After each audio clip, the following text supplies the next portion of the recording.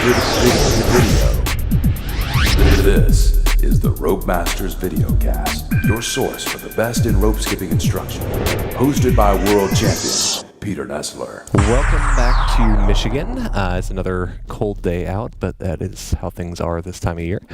This episode, we're going to be covering some rope wraps. The first one we're going to do for the JV is a crisscross, and how do you do a rope wrap out of that back into a crisscross. And the varsity skill is kind of a combo that I've been working on here lately. Involves some turning and wrapping and some different stuff like that. And I just thought it'd be kind of cool to cover a couple different variations on what you could do with rope wraps in jump roping. The JV skill.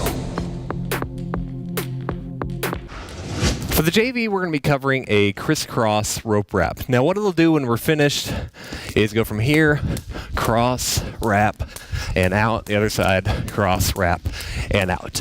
Now, it's not a very super difficult trick to do, but it does add a little bit of variety to doing regular crisscrosses.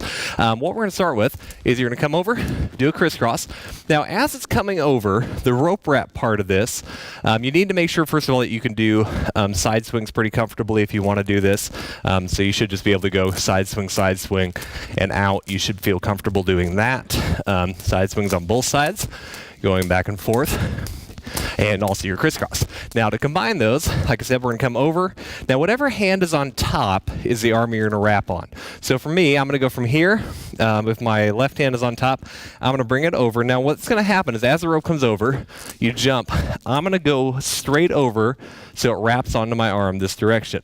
Now what you'll do is from here, this hand, as it comes over, I'm going to swing it to this side to unwrap, and then it'll come right out back into a crisscross.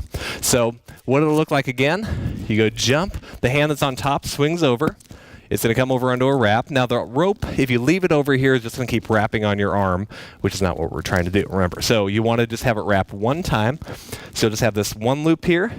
As it comes over, you go to a side swing this side, which will unwrap it, and you'll come back into just a regular crisscross here. So once again, a little bit faster this time. You'll come over, jump, wrap, swing, wrap.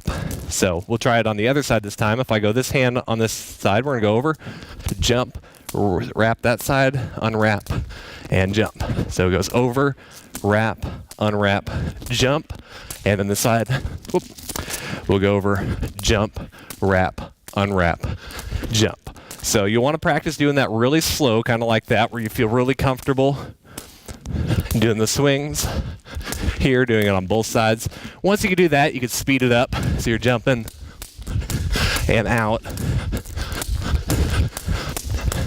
and just keep working on that. And it looks a little bit different than the regular crisscross. It's a little variation versus doing just a crisscross into a side swing crisscross. Can add some variety to what you're doing and also gets you involved in starting to do some rope wraps. Varsity skill.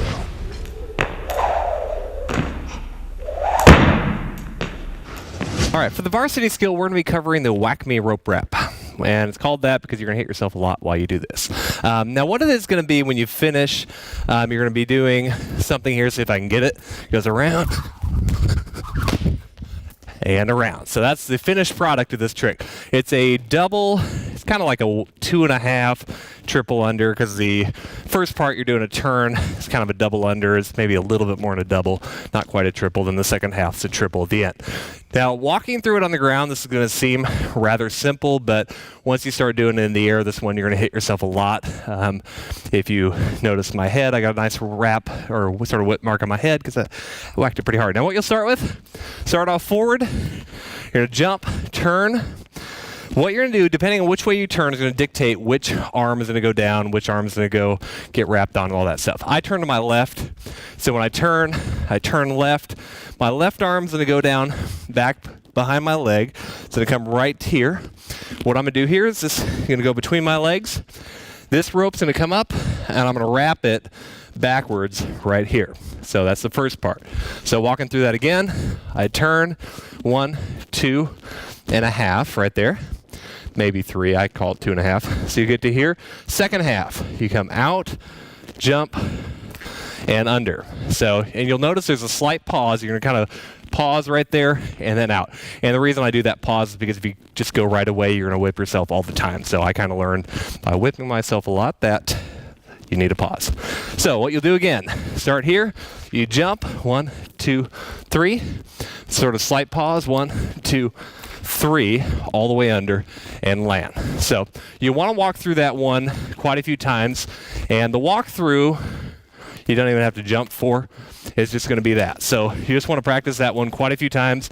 Turn, swing, swing, out.